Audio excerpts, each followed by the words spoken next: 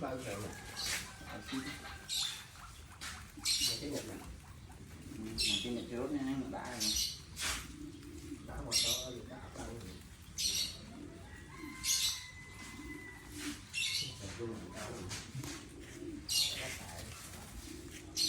đặt chân